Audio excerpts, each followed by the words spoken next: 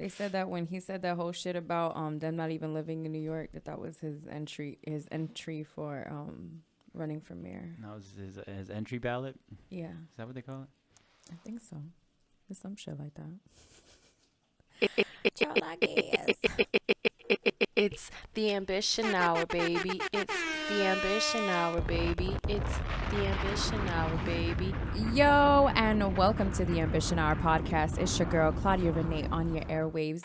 And this is episode 173. Yo. 173. Claudia, relax.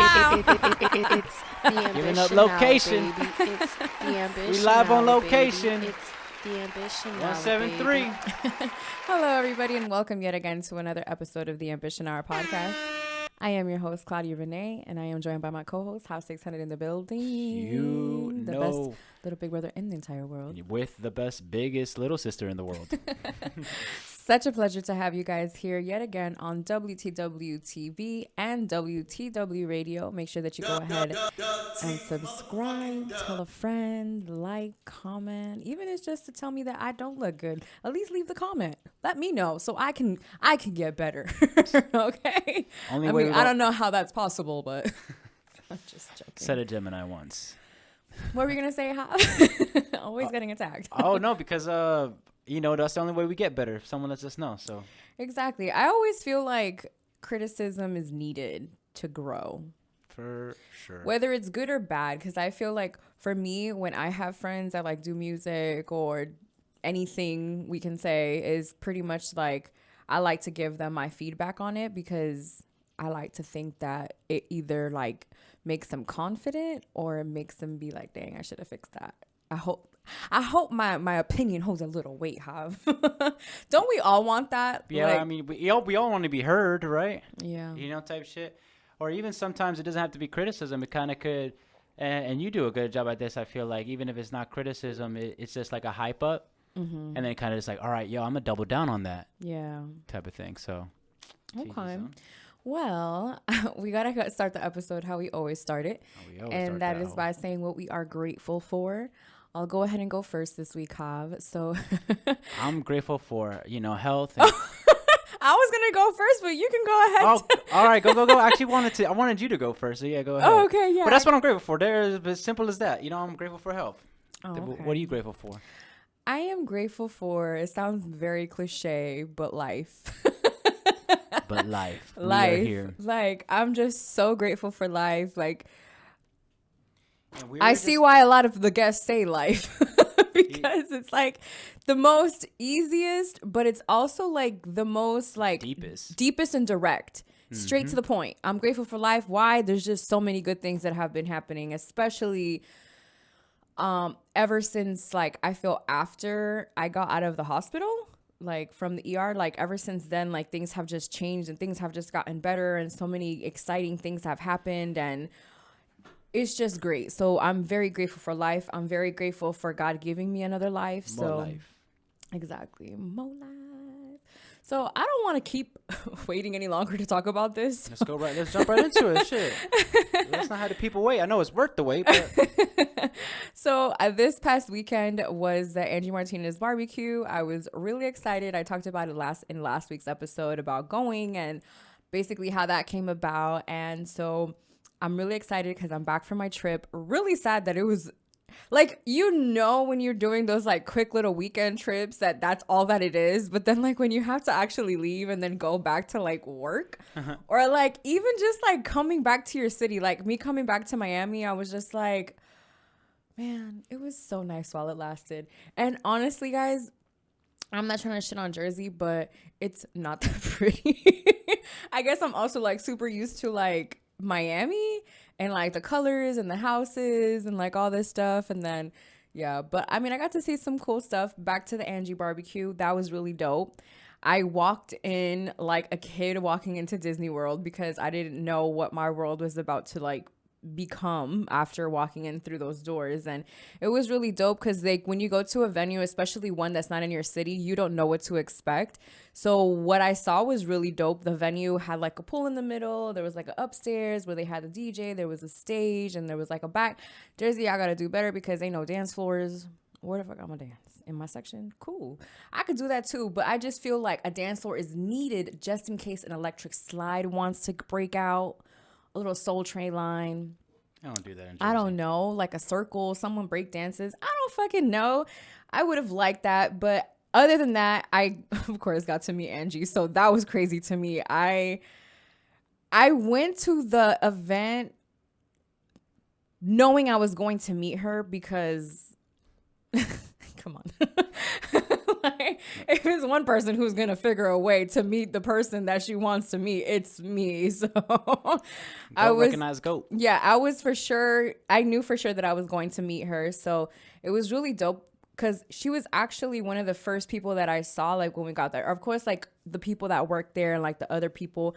But it was like we're literally walking in and like within like not even 5 minutes, like I'm seeing her like right in front of my face. And that to me was everything because listen, if you're a basketball player or if you're whatever it is that you're like very passionate about and like you've been dreaming about since you were a kid, whoever that GOAT to you is who Angie Martinez is to me. So seeing her, like at first, I was just like, oh my God, this is fucking Angie Martinez. I cannot believe it.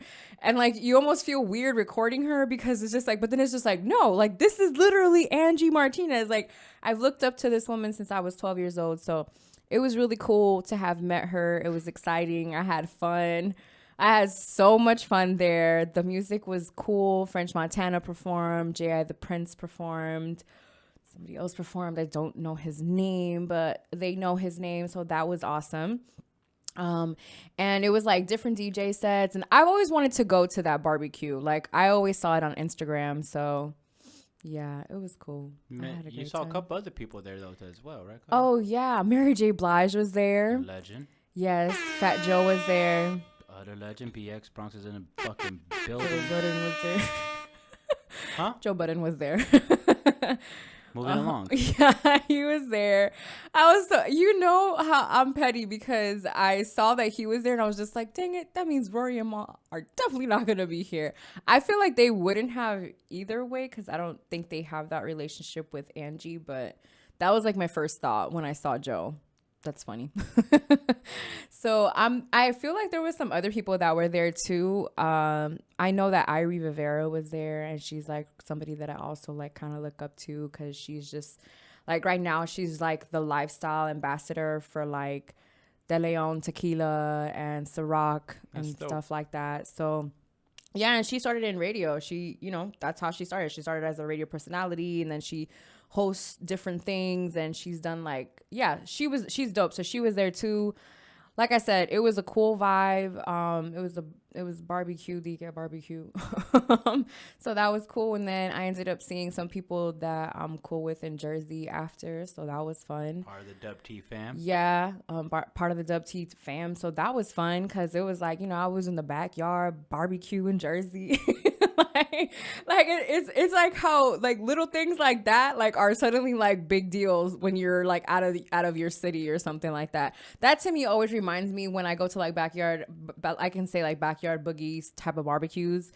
It reminds me of like seeing my family in California and how just randomly like it was just like we're having a barbecue and everybody pulled up and that was fun. So that was a cool experience. And then I got to see a little bit of the view the day after, which that's like my favorite thing about going to New York is seeing the buildings and seeing the bridges and seeing the water and seeing like just the lifestyle and stuff like that. I didn't go to New York this time, but I plan on going back very soon. I was just like the next day I was looking for jobs that like made me fly like to different places because I just like that so much. Like I enjoy just being in a city for like that weekend and then just like, you know, just leaving. So that was really cool. Something that I always think of when I come back to Miami is like, dang, I'm so grateful to be from here.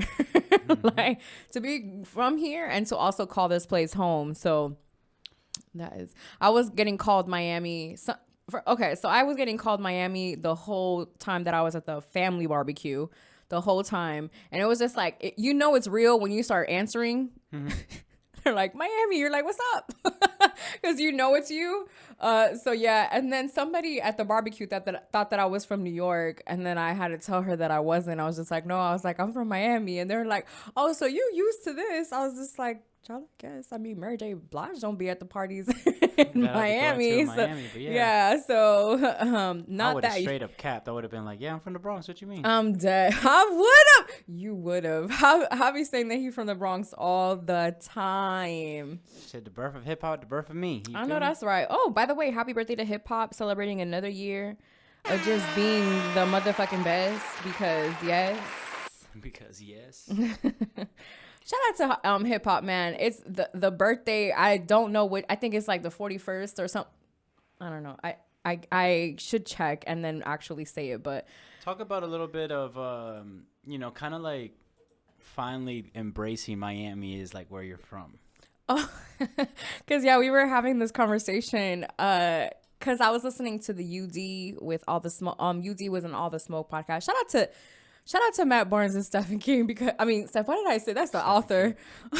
My bad, y'all. It's a little late. Stephen Jackson. Sorry. It's Stephen. Yeah, exactly. So Hip Hop turned 48, by the way. Oh, shit. So hip hop done turned 48. So I was listening to their podcast. I've been listening to it actually very often the past couple of days. And UD was on there. And just like hearing him talk and the way that he talked and like how like he was just so about about Miami. I was just like, dang, I'm so fucking proud to be from Miami. And it's taken me until I've gotten older to really appreciate it. And I think it's more along the lines of like, this is the place that made me.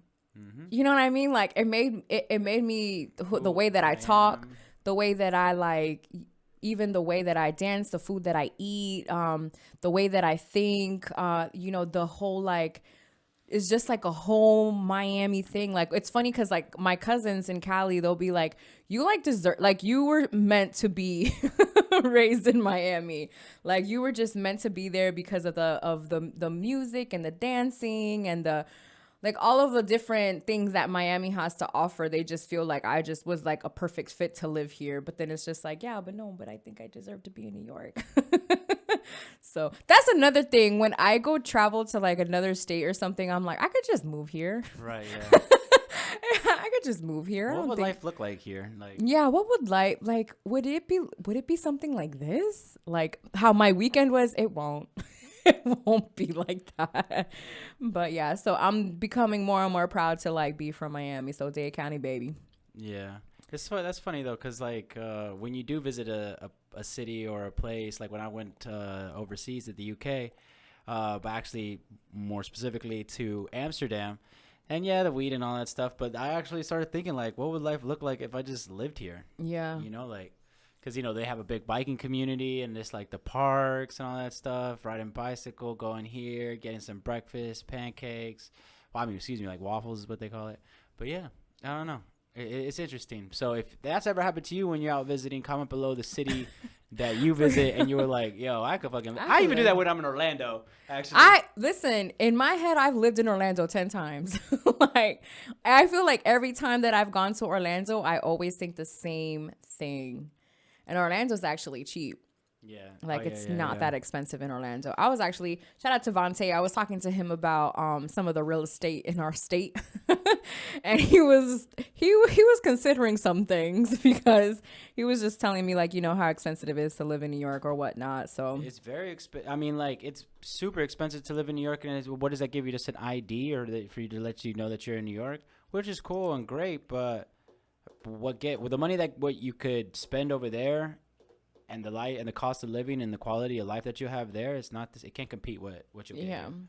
The thing here is that it's like quiet. You know what I mean? Like I feel like when you're in New York, specifically in some of the boroughs, you're just like, it's just constant. And maybe not even like traffic or cars or anything like that, but you probably got neighbors that are playing loud ass music But what you want to do? You want to pay rent or you want to own some cribs? I'm trying to own a crib. I don't want to pay. What the fuck? Why would I ever pay rent? Hello. Like that's Talk about it. it's not bad. And listen, if you rent and that's how you get it, that's how you get it. That's not, I have just been fortunate enough to not have to worry about that and to know that I own my own property type of thing. You know what I mean? So, yeah. But Jersey, yeah, I kept searching for the sun. I was just like, where's the sun? That's how I know that I'm like hella Miami, because it wasn't raining. So it was just like, where's the sun? Why is it cloudy? It is. Where'd the sun go? Yeah, like why are there so many clouds? Why is it gloomy all day here? And I know, especially in Miami, there's been like, hurricane season and all that stuff, but at least the sun comes out sometimes. Like I know enough to know that the sun comes out. So got a little exciting there. Cause I mean, hello. When you go on a trip, who doesn't get excited about talking about it when you come back? So yes, I feel like next year I have to go again now to the barbecue. To the barbecue? Yeah, I just feel like now it's just a tradition. At this point. Like, cause now me and Angie like know each other, so She's gonna personally invite you. I'm gonna get a personal invite and everything. So, that's how it's gonna go down, and y'all gonna catch me there next year. So I'm excited. We're there. You gotta go with me, because sometimes you just know, like, this person should have been here with me. And you were the person that I thought of. I appreciate that. Yeah. That was really cool. I mean, but a bunch of hip hop legends, what it sounds like, what was there. So that was awesome. Did Angie and you exchange words? Was there anything said? Yeah, I definitely told her that she was my idol. And I told her thank you, just for always inspiring me. And then she said, oh, you're so sweet. You're welcome. And then she said that she liked my hair. So I'm so mad I didn't get a picture of my hair, because I really thought I did a good job on my hair that day. So funny, because me and Spitz were over here laughing because when we saw the picture, he was right next to me, and then I was like, we were like replaying Stan. I hate y'all. I waited here for 12 hours just to get a picture. Because we were like, we're just kind of saying, we know damn well that Claudia was going to meet Angie Martinez, wasn't a doubt in our mind, Yeah. So. I kind of don't like the picture because of the rail that's there, because I could have very well I'd be moved around it. Yeah, but I was picky just about the background. But I was just so it didn't even matter. I was just like, oh my God, let's take a picture. And sometimes when those type of moments, you have just that amount of time. Yeah. And then because you also don't want it to be she stops for a picture with you, and then now there's 10 other people trying to take pictures with her. Yeah. Because she's actually it's for fun, but she's working. Yeah. That's something that I noticed, that but she's the hosting it. She's walking around, making her rounds, talking to people, networking, hanging out, talking to the DJs from the radio station. And, she's just checking. Yeah, she's just working, So I like to be mindful of those things. That's just me. I like to when you notice that somebody is doing a lot of moving parts, then you kind of had to be like, oh, okay. And I got kind of lucky because she was about to go on stage, and then she got off stage, and then she was going to go back upstairs. And then I was just like, if I don't do it now. And then I don't think I got closer to her again after that time because of just everything that was happening. So yeah, that was my experience, and that was exciting to share with you guys. More the story, act when you think you need to act, because if not, you ain't going to get that picture with Angie Martinez. Oh, that's right. So we also got a Nas album while I was, last week. Since last week, we got a Nas album, and it is King's Disease 2. Let me pull it up. Guys, I'm really fucking with this album. I actually know the names of the songs that I like. I need to share the first song that I like, of course, is Nobody featuring the Miss Lauryn Hill. I also like No Phony. Yes, sir. I love No Funny Love featuring Charlie Wilson. Love Brunch on Sundays, because who don't like a brunch on Sunday? I know I do. I like the You Know the Vibe song, because I like that YG is on that song. I also like the Composure, which is featuring Hit Boy. I was telling Hav that song gives me a lot of Currency vibes, and it's mainly on Hit Boy's part, when he kind of comes in and then the instrumentation and stuff like that. I definitely have to say that this album is a lot more jazzier, and I love jazzier. Give me all the jazz. Lord. Bitch, what the fuck?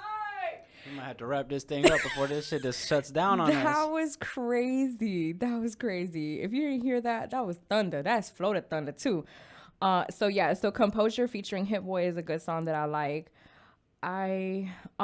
What song that me and Hal were talking about was the M feature. Now you guys have heard me on this podcast numerous times say that I am not an Eminem fan. Don't have him on any top of my list. And I actually don't even care for his features. But he did a good job on this feature, and you know, it gets played. It gets played. And I want to say, because Eminem is like a really big Nas fan. Who isn't? So it's really exciting because I guess this is like the first one that they've worked on together. So congratulations to Eminem. You know, it's always good to meet your idols, essentially, and it doesn't really matter what anybody else has to say. So as long as that gets done, you get on their project, and who knows, this album might also get a Grammy as well, like last year's album, like the first one did. Also, it has the legendary EPMD on that. Exactly, and EPMD is on that song as well. So I'm sure he was super excited, you know, just to be on that. What I liked a lot about it too is that on that first song, Pressure, it seems like you liked the second half more than that's what first. I was noticing too. At least the songs you were talking about, but Pressure, because I told Claudia about this bar, you know, like. Wait, no, yeah. I like that song too. I just. Of working on the Peloton, that I'm working on my core type shit, and it's just kind of like. I want a Peloton. How like, yeah, bro, Angie just got not Angie Martinez, but good friend Angie, she just got a Peloton, and also Ashley just got one too. They were like on back order. And then now that the hoes is coming to your crib in 3 days. So if you're looking for a Peloton, now's the time to get one, I guess, before they go on back order. But I just thought that was cool because it also showed with, like, you know, what Nas is going through. And I felt like Nas did a lot of storytelling on this because then that Death Row East, he kind of talks about that whole run-in that he had and the run-in that we had with Pac and their whole interaction and their whole relationship and, like, his friends and his homies kind of, like, fucking with Death Row at that time. I thought that was really good. And then there's this song called Moments. I'm not sure if you remember what song that is, but kind of like moments that you just don't forget and shit like that. I just thought that was really cool. What's like a moment that you don't forget? Because I know like Claudia fucking is a wizard, or like, ooh, I like this. She has a way of like, she listens to a song and then she'll remember the first time she heard it and where the fuck she was. I do. Oh my God. It's like, that's so Raven, but not. That's crazy that you remembered that. Because I tell him, I'm just like, bro, I'll listen to a song and I'll remember exactly where I was when I heard it. Well, okay. So Moments is actually a really good song as well. I really like that one. And the other songs, I mentioned the other songs that I mentioned first because those were the ones that like, I remember being like, oh shit. Like, guys, I don't remember the names of songs, and I was able to, because I'm also looking at them, but I at least knew, like, oh, okay, so I like this one, so this one came after this one came, you know, so things like that. For me, when I heard the album, I was actually walking Bay. But, like, specifically something that stood out the most to me was the horns. Like, when I heard the Nas and Lauryn Hill song, what got me was the horns. I was just like, oh, my goodness. Because, okay, guys, don't kill me. So this is how I listen to the album. Don't call me a serial killer because of how I'm going to tell it. So I listened to the first and second song on Friday, the day that the project dropped. And then John Fifth posted the song with Lauryn Hill on his story. And so I was just like, oh my God, I need to listen to this fucking album. But instead of listening to the album from the beginning, I just went straight to that song.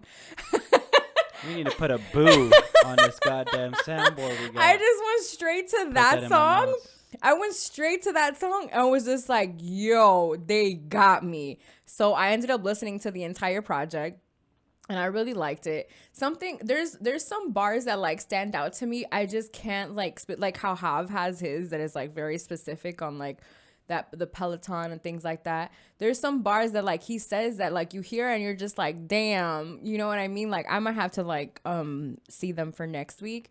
But for sure, like the songs that I mentioned that I liked, I really fuck with them and I like the jazziness of it.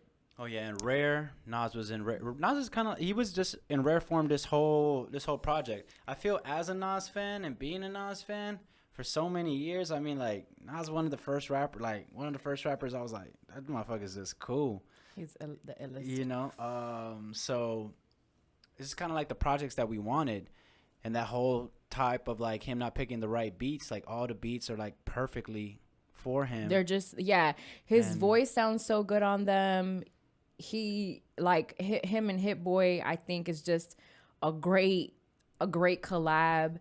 And it was probably, since they say that he doesn't know how to pick beats, even though he works with like the best producers ever, I want to say that.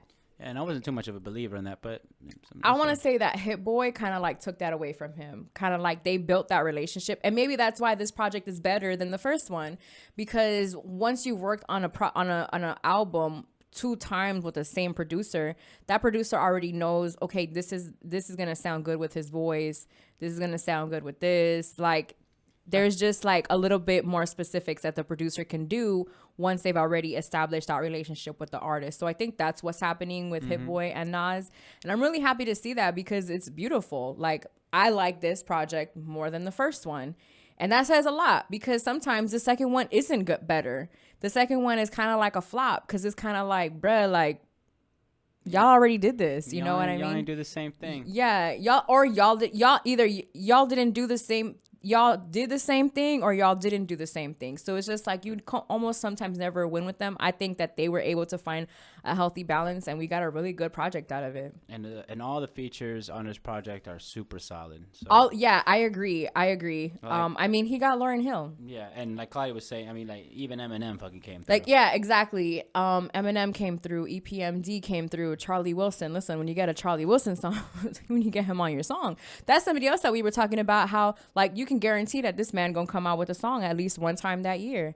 Because like, if you think about it, sometimes Charlie Wilson comes out in songs that you don't even necessarily know. Like, he's in like Snoop Dogg songs and shit like that. So he's just been somebody who's always been a part of the hip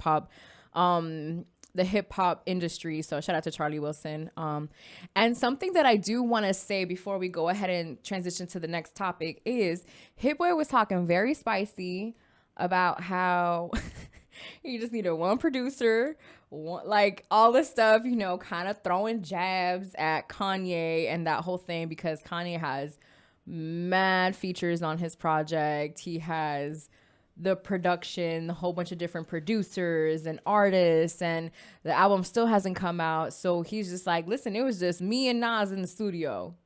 That's it. You know, and then of course we had the features and all that stuff, but we ain't have all of that. Yeah. You know what I mean? And the album still came out the day that they announced it.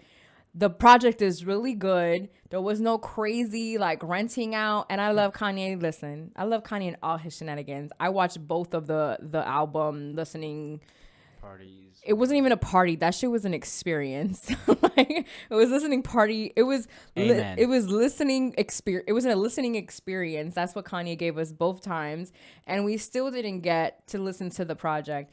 And honestly, as a Kanye fan, and I know that this is something that is very common with him, like at this point, like I don't give a fuck. Like, brother, give it to me. Like, you either give it to me or you don't. Like, I don't need this back and forth. I don't need you playing with my emotions. I'm already emotional. Like, I don't need this back and forth. I'm going to listen to these other vibes that people are actually dropping. So, and then that's that. And then if you're going to drop Donda, go ahead and drop her.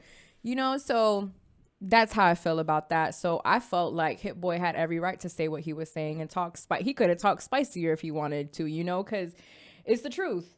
You sometimes like you don't need all that extra stuff, and I get it. Kanye is extra, so he does, you know. But it says a lot when you hear, because now I'm gonna talk shit, because I was gonna talk about that project that him and Nas did together.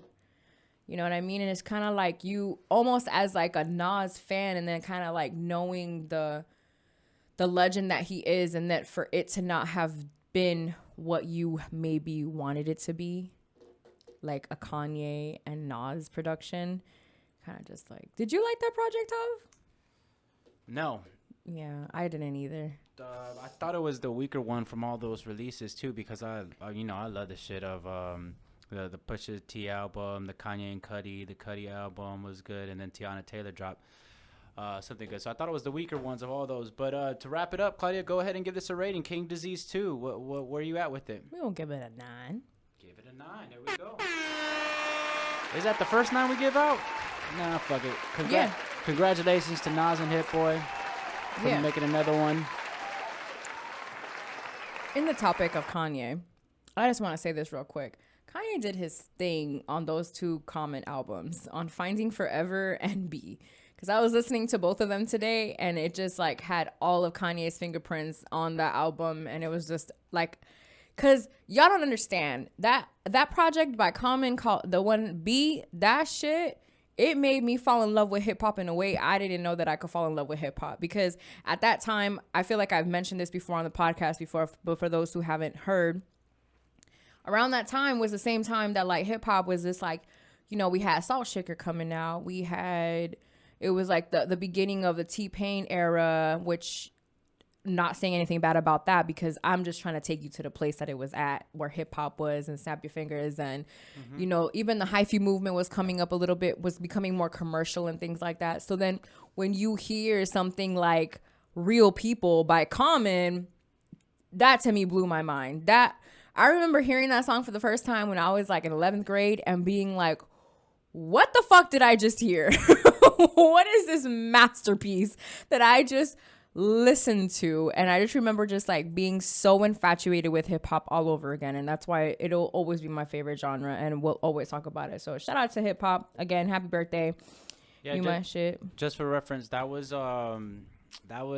in 05 where B was released, and Hip Hop Is Dead by Nas was released in 2006. So that's the state that hip hop was in, basically. Yeah. Mm-hmm. That Nas was basically like saying that it was dead. That it was dead. All right. Okay, so in the topic of hip hop, let's continue.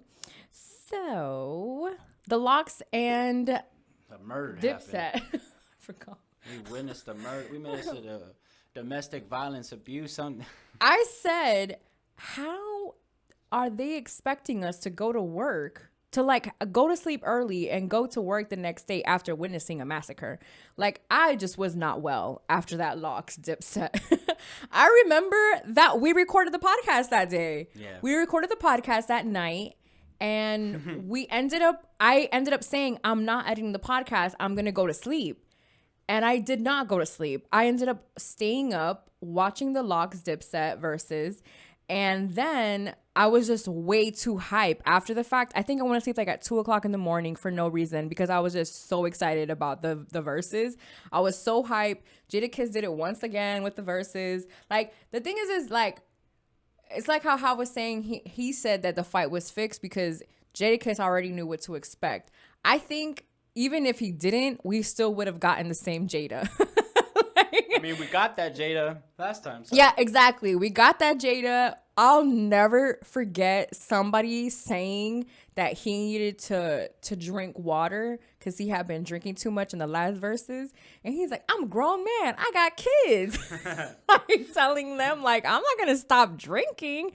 So, yeah, that was, and then he was talking very saucy to, you know, Dipset. Listen, I grew up in the era, I grew up more in the Dipset era where, like, you know, the Dipset was just like something that was really popular. I want to say very early on in my like hip hop journey, I would say. So I didn't have older cousins or anything like that were listening to the LOX that put me onto the LOX. I just know hip hop. So I just know that they're more legendary than Dipset. Like, to me, like, I feel like that's just a little common sense, especially if you're part of the culture. Of course, a lot of people were going for Dipset, but for me, like, they just look like this small.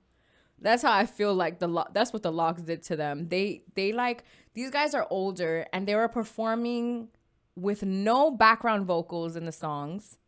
No background vocals. Didn't forget them. We're hyping each other up, finishing each other's bars and everything. We're talking saucy. They had about 50 men on the fucking stage for no motherfucking reason. That was crazy. And yeah, of course, you know, when you get a couple of New York dudes on a stage, it's gonna be a lot of trash talking. I want the record to show that I sent you screenshots of Dipset, like what it says for Dipset or the what is it called? The Diplomats? Yeah, yeah, the other group name that they have. And I was like, what they gonna perform?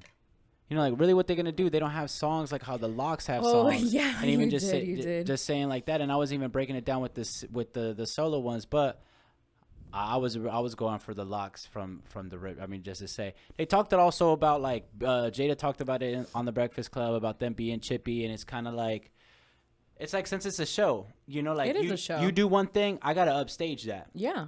You know, like, oh, you know, it's almost like combating back and forth. You know, yeah, like, because it's a versus. It's a fucking battle. right. And it's the same thing like with basketball. Like, let's say when Bron goes in and you know, he goes on a fast break and yams that thing, Katie wants to go either do that or freaking hit a 3-point shot. Mm-hmm. You know, that wows the crowd. Kind of like It's a counter. It's a counteractive. Anything you could do, I could do better. Type Exactly. Shit. And so, of course, when you've been with the same people since you were kids and been making music for 30 years. In the middle of America, don't understand kind of like that New York kind of like aggression where it's not so much like, oh shit, a fight's about to happen. Yeah. You know what I mean? Like, I never felt that. Like, I never felt that they were going to fight. Now the Jeezy and Gucci one. We thought some other things was gonna happen there. But listen, it's neither here nor there. Thank God nothing happened. They're actually going on tour together. And it was both at the after party. I think they did the after party somewhere else. Yes. And, you know, popping bottles, of course, in different sections. Like, hey, we don't gotta be best friends now. Yeah, but we can be cordial, and people don't have to worry that we're gonna kill each other. So that's what's up. Let's not mess the money up. Exactly. But yes, so the LOX, of course, like I said, someone said that Styles P gave Jadakiss the last, I want to say, turmeric shot. Oh, the turmeric shot that they had at the shop. They had at the shop, and that's what like turned him up. Listen, that man is on a lot of weed and a lot of liquor, and he's also from New York. So and that what? But that balance be good though. Yeah, it did. Yeah, didn't that make that song kind of like revive it? Yeah, a little bit? Like, no. I heard that song again. I want to say yesterday, and I was just like, bruh, I remember when this song came out. I was there. Like, when this song came out, like, I remember watching making the video of it. I remember watching the video like, so many times. Imagine, I am a girl who was born in San Jose, California, lived in Miami, but was rapping the song like I was from the streets of New York. Like, I knew exactly what they were talking about. I felt it in my soul and my spirit. I mean, ever since hip-hop is what made me fall in love with New York, so it makes total sense for me to feel that way about that song. So I remember when I was a jit and I was like, damn, why is 50 so mad about this? But now hearing that now, I see why he was mad. I see why he was got mad. a lot to be mad about. That song was just too hard. That song was really hard. And one of the things that I really liked was that, and maybe I knew this before, but like hearing it again as an adult, you realize how each of them, like, they each do that. The hook. Yeah, they each do the hook, and then each one of them, it's different. It's different than theirs. Like the Jada one for sure, like. Is the best one because he says because life is too short. That shit too hard. Yeah. No, he goes in, and then when he goes, and when you tell me I'm the best, it's like, what? That's an all time. That's I'm an not all time. cocky. I'm confident. So when you tell me I'm the best, it's a compliment. Oh, Gemini vibes for real. Gotta love it. Got to love it. All right. So, what were one of your stand-up points for the battle, Jav? Definitely the Who Shot Ya when he said that, when he did that freestyle. When he did it's good, but it's not enough. Just his whole energy, Jada's whole energy, and like that preparation that they did, right? I like how the DJ had the drops, you know, of D Block, you know, and then just them like they all three will go up, you know, like kind of like as a unit. Just seeing that for the dips, man, I don't really have much positive to say other than that. Jim Jones looked like he was trying. He was trying, but it looked like no one else wanted to fight with him. So, okay, I love Jimmy. Jimmy is I like love him. He's one of the ones that actually has been dropping music that I enjoy. And good music. And that I enjoy and I listen to, and like I really love Jim Jones and all that stuff. It just wasn't enough. I also want to point out, and we can go ahead and wrap this up, is Jadakiss has done 2 verses and not once has he played Y. That means this man can do another verses and possibly has more music that he can still use that he hasn't used in these other verses. I just want to point that out. So listen, talk to Jada very nicely, okay? Very nicely. So yeah, shout out. If you were going for Dipset, I'm sorry. Okay. So we were talking about the free agency last episode and how some of these players, actually a lot of the players, are getting a lot of fucking money. For trading, for staying with teams, etc. Some of y'all franchises is overpaying, but that's neither here nor there. Exactly. I wanted to bring this topic up because I found out that on the free agency day, it was 1 billion, Yeah, 1 billion was spent on free agency in that one day. So I mean, that doesn't mean the yearly salaries. It just means like the total contracts, basically, like set up. Okay, so this brings me to the actual topic. Do you think, Hav, that these players deserve to get paid the 200 million? If you Stephen Curry, yes. Okay. You know, like those players that are just like franchise players, generational players, franchise players. Yes, there's a couple bench players. There's a couple good role players, or good some starters that I think got paid more than they should have. Made a little bit more than they should have, or like, damn, really? That's how much that guy's worth? You know, he scores like 6 points a game, you know, right? Or he does this, he does that, or is not an all-star, right? But hey, role players do get you there. So I do want to say, because you said that, and I think that that's very important, is Steph Jackson actually said this on All the Smoke. He pretty much said, like, you need... No. Udonis actually said this. Sorry.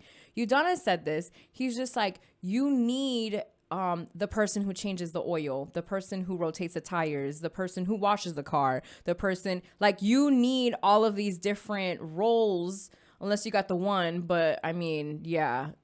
You get what I'm saying, right? Like, you need like a team to be able to basically help the car keep the car running.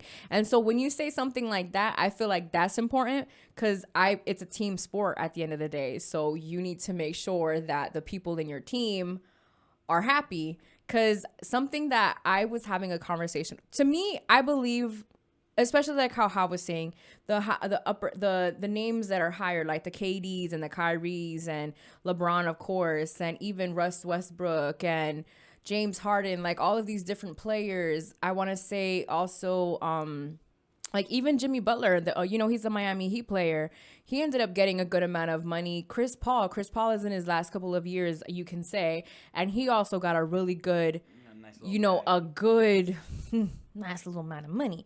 And so the reason why some people, they are a little mad at this is because these players are making more money than, I would say, people who are on the front line of this pandemic.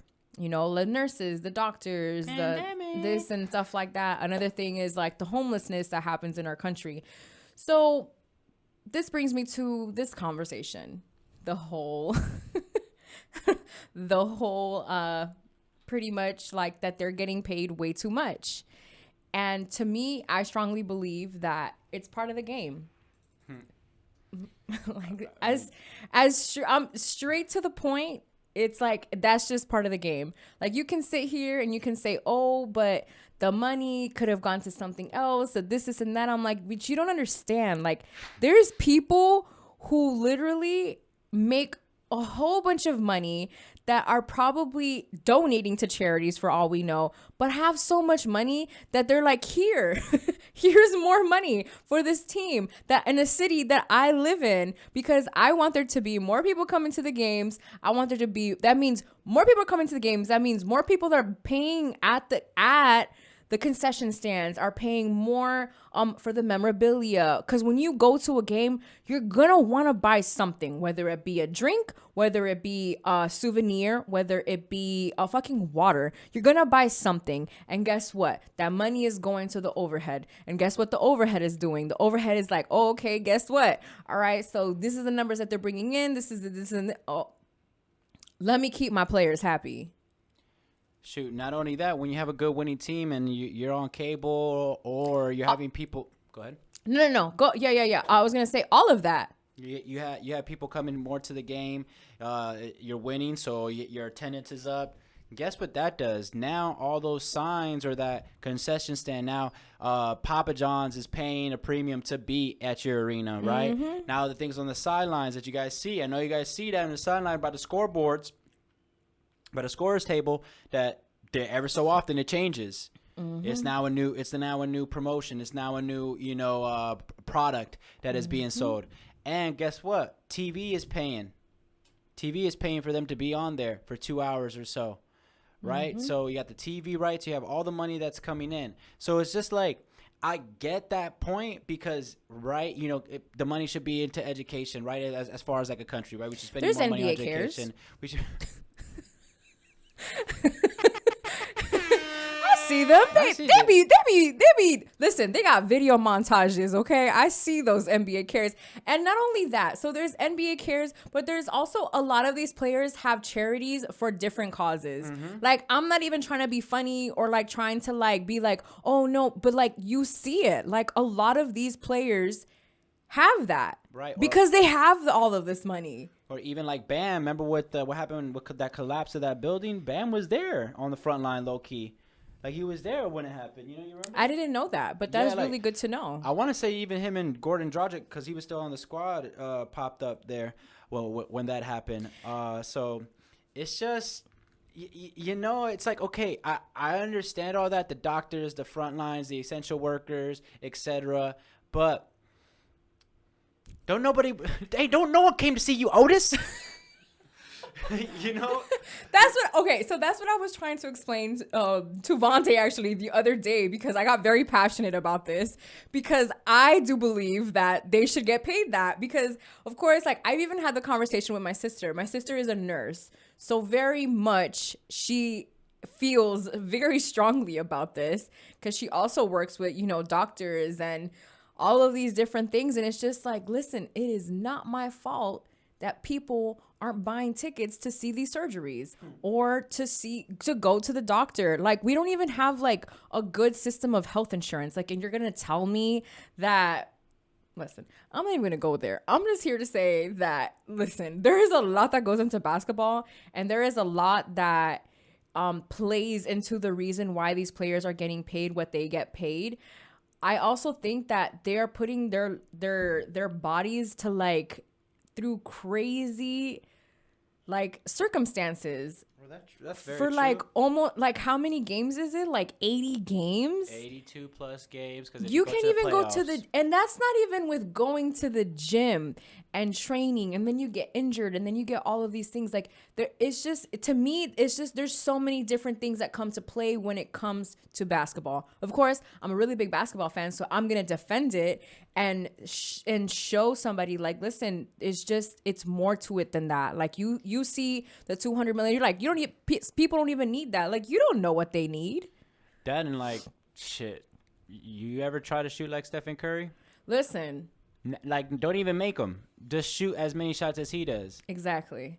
And watch your arm get tired. Exactly. And so... And you ain't going to look good doing it either. And then another thing is... and this is something else that I was listening to from All the Smoke, is Kendrick Perkins was saying this. Big Perk! Kendrick was saying this because what he was saying was kind of like... that there's some players that they like, older players that get mad because it's like, dang, like these players are getting paid way more than we ever did, and things like that. And it's just kind of like, yeah, well, that's what we were kind of like working for. True. We were working for the fact that when we left the league, we left it in a better state, so that these other players can, benefit from that. Because it was, I don't remember what player it was, but it was like a player that Shaq was kind of talking about, and it was kind of like, you're not even like for the amount that you're getting, like he almost doesn't deserve to get paid that much. And it's not because of whatever, it's because he's not playing as well as he should be playing. So it's very different when it's like, yeah, but you're not, like how was saying, like there's some players that are not playing as good as they should. Or playing as good as they get paid. They get paid, exactly. Something Right. that Monte was saying was that if he's paying somebody over $2 million, that they better not miss shit. And that's kind of tough in the game of basketball when you have people who are 7 feet, when 6'10". when you're playing against the best, you know. Exactly. They're wet as fuck. If they show up to the park, or you know, you do a pickup game with any of them, I don't care, you know, but Ben Simmons, any of these players, I guarantee you they are wet, you know, or they're gonna make more shots. Like compare, you know, playing with you and your buddies, you know, where you probably struggle a little bit to get some shots in. So Yeah. it's all, you know, it's skill, it's being able to perform. They perform in front of large crowds. The mentality too. The mentality, the grind of the 82 season, right? Like, it's very simple to say, oh man, that much just to put a basket in a hoop. Have you done it? Have you tried to? Right? Like, And not only that, this is something that a lot of these players have been doing since they were kids. yeah, they've been working their whole life to get So there. imagine like this. My best example was for me as a podcaster. Let me get, what is it? Let me at least get 2 million. An episode. 2 million an episode or 2 million a year, whatever the fuck. You think I'm gonna be worried about like what anybody else is making? I don't give a fuck. My pockets is deep, son. What you talking about? Like, I don't care. Like, that's what another thing that some of these people need to realize as well is that, like, what if it was you making that money? It wouldn't just be, to shoot a basketball around. Like, nah, I'm a basketball player, and yeah, that's how much I'm getting paid. You talk a little bit different when it's you, but because you're on the other side and you don't got that type of money, of course you're gonna feel that way. God don't like ugly, so just be happy for these players, okay? I want us to talk about this when the series is up, but like the Malice in the Palace, what did it start with? It started with Jermaine O'Neal saying, "What did I risk?" Basically, like, I'm about to lose it all. From like, and then they show the footage, or it goes through his story of him coming to the league, him being a high school player coming into the league, and like, bro, like, this is like how he said that this right here is gonna change. It's gonna change my generation. I mean, my family. Yeah. Like my family. Like now, like I'm gonna like kind of like reset the timeline. Mm-hmm. You know, and we talk a lot about what is it called? Breaking generational curses. Yeah, breaking in generational curses and stuff like that. So that's also very interesting. So I didn't know Malice in the Palace is a series. yeah, they got another episode coming out next week. Yeah. Really? I believe so. Yeah. Oh, that's exciting because I really, really like that first episode. I like what you said about, you know, him, like, something that like kind of hurt. There's a couple of things because now, listen, I've been like on heavy basketball shit like the past week and a half, I want to say. And so I'm happy that this is kind of how we're ending the episode, because that's just something that, to me, as a basketball fan, I remember seeing all of this, like the what happened and the fighting and like all this shit. And to see it like how I'm seeing it now, with hearing their stories, finding out that what's this dude's name? Ron Artest had, like, he was depressed and he had anxiety. Even with Ben Wallace from the Pistons, his brother had just passed away. So it's just like just different things that like you don't think about as a person watching the game at that time. Like, oh, maybe they're going through something, or maybe there's something that happened in their family or anything like that. Like, cause it's just sometimes, listen, when you're at work too, it just takes that one thing and you off. Someone said that like they kind of sided with the whole thing, like a thug's a thug, and like, yeah, they you know, they had thugs on that squad is kind of like what they said, and I took that personally. Well, no, because I really didn't like that, but and I get it, because really more what he was trying to say is like, you know, like he was mentioning Michael Jordan and all that stuff of like kind of having that peace of mind, or like knowing that know-how. Some of us have that, right? Some of us could be restrained, right? If someone says fuck when you're at work and someone says, "Hey man, fuck you," yeah, we could be like, some of us could understand that, hey, or just leave it right there, kind of thing. Like, hey, you know what? I'm not gonna do anything.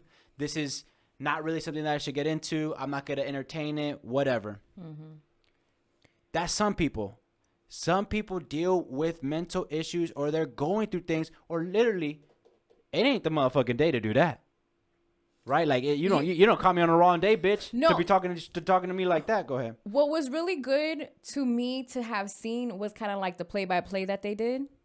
Because something that I thought was important, because I didn't see everything. Usually when things like this happen, the media's only going to show you what... If you didn't watch the game live, then you didn't get to see like what actually happened. You got to see what the media showed you. And even with the game, I don't think that they were showing it like to that degree, like how I saw it in that documentary. Bruh, So, I think I remember like that game being on, and like I flipped to another. I went probably like to like Cartoon Network, Disney Channel, or Nickelodeon. You know, the big three. yeah, and because then, it was a blowout game, like how they were saying. yes, it was a blowout game because they were like in a groove and just like playing like really well. And so then you see, that's why I got chippy, because what they were saying in there, like Ron Artest hit a 3 or did like a layup. oh and yeah, like, because they were like up by 20 and they were still like scoring. and they had the starters. All the starters were still on the court and all this shit. So I can understand why the Pistons, who had won the championship the year before, which honestly was one of my favorite teams with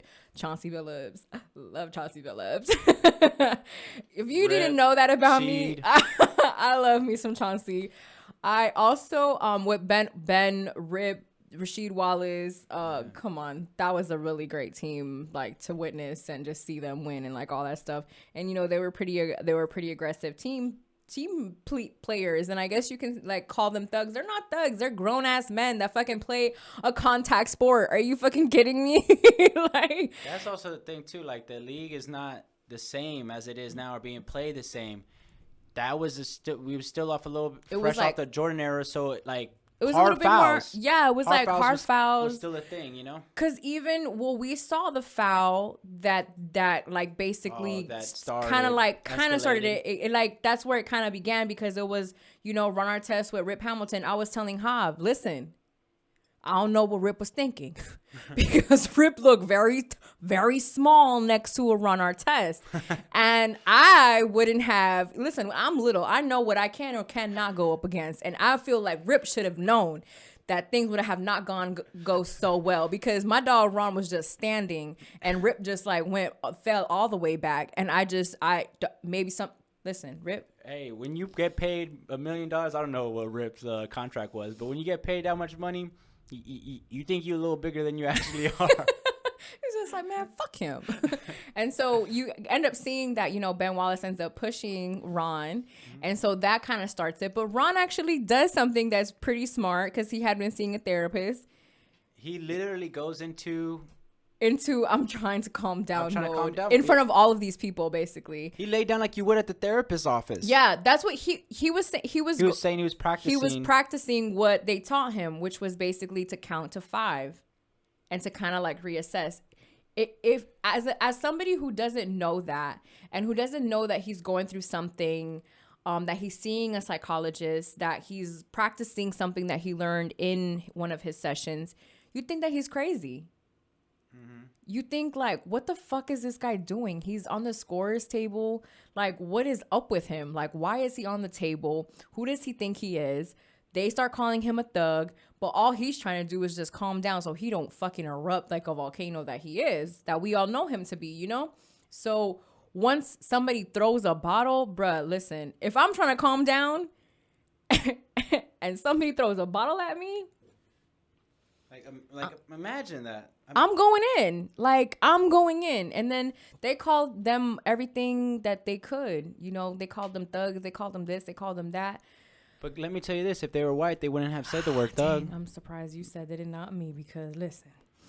But, you know, that's a whole nother bag of worms. It's like what Jermaine O'Neal said with the whole thing about if it were hockey players. Oh yeah, it's just another game. It's another game. It's like, oh, I granted what happened there was with the fans and things like that. The fans should have never been on the court, though. The fans should have never been on the court. Another thing that I think is, and if we want to break it down, there, you know, like with the whole throwing, the NBA is not a circus, and you know they're not animals. Mm-hmm. You know, for you to throw drinks and all that stuff, I don't care how much. No. Bro, the way that they were when each of the players, because they show that footage when each of the players are like leaving from the Pacers and like they're trying to go to the locker room, and you see like people are just like, it looked like the whole bottle of whatever it was that they were drinking, they were just throwing it. They were throwing the bottles. There were actually people, like other people that were at the game that were like under a whole bunch of shit that had probably gotten pushed because of all of the shit that was happening. I just don't, to me, I don't know what could ever make me want to throw some shit at another human being. Like First of all, basketball, you need to, if you're a true basketball fan, then you've done lost. You've witnessed your team lose, and bad. You know what I mean? So like, you just gotta take it and just go with it. But it goes back to like what they were saying. You know, the other players on the Detroit Pistons, they were acting mad saucy too. So when things like that go down, of course the fans see that and the fans want to get the same way. But it actually wasn't so much the players. It was just someone took advantage, and it just escalated even more. I kind of feel bad for Reggie Miller and Jermaine O'Neal because they ended up not getting their rings. And it looked like that was going to be the year that they were going to get it. But then things turned out the way that they turned out. And Jermaine O'Neal, like something that he said was just kind of like, I was the one who was affected the most. And I remember when his trial happened too. I don't know if you remember that, Hav. Actually, I don't remember that. I remember, for some reason, I do remember that. I remember like him going to trial. I remember when they announced the suspensions. I remember watching that with my dad, like them announce the suspensions. And then remember hearing like that they gave like Ron Artest the rest of the season. And I just, all of those different things, like I remember it so vividly. So it was a really good thing. So it is a series then, Hav? Yeah, 5-part episode series. So it's going to be 5. It looks like Netflix has this Untold, and I'm so surprised that the 30 for 30 didn't do this. But then one of my coworkers made a great point of maybe ESPN don't want everybody to see this. But I'm not sure if this is out. But also they have Untold of Caitlyn Jenner. Not sure what that's really gonna cover, but you know. So it's like different. Yeah, then they have it's like a sports type of thing. Oh, I fuck with that. You know, Breaking Points, which I'm not sure who this is, but it looks like a tennis type of thing. So, I mean, I caught the basketball one, which got me, but that's pretty cool. Yeah, I really like that one. I love documentaries and stuff like that when it for basketball, because you just want to know what was getting the player's head. And I'm so happy that at least we got clarity after all these years that Ron Artest was actually getting help. Yeah. You know, like, and another thing that I thought was really good that I wanted to point out before we wrapped up was Reggie Miller and how he was getting treated. Right. You know, because he was not in uniform. He was kind of like in a suit because he was injured for that game, and how he was trying to help Ron get out, and how the security guard was kind of being like, kind of like being aggressive with him, and almost pepper sprayed him, and almost pepper sprayed Ron. Why would you? I feel like if you were to pepper spray Ron Artest, like he would turn into the fucking Hulk. Like it wouldn't even bother him. It would just turn him into a whole nother human being, and everybody probably would have been dead. And I just don't think that people I just don't think that people think correctly. And I don't like how you want to sit here and be a fan of basketball but disrespect the players in the way that those fans did. So we like to recommend stuff. So listen, watch it. I am looking forward to getting somebody on here that I can talk mad basketball with. So if that's you, come through. Looking for guests. We're going to get the guests back up and running. Yeah, we are. We getting Bay situated, so. Yeah, we are. Yes, we are. All right, guys. Well, it's been a pleasure.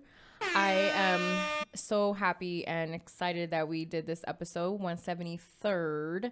That's right. A very special number to both Hav and I. So thank you so much for tuning in, guys. Remember, we are still in a pandemic. Oh, I need to shout out Spitz real quick. Oh yeah. Because he was a headliner at a show this week, and I'm so very proud of my friend because he did such a good job.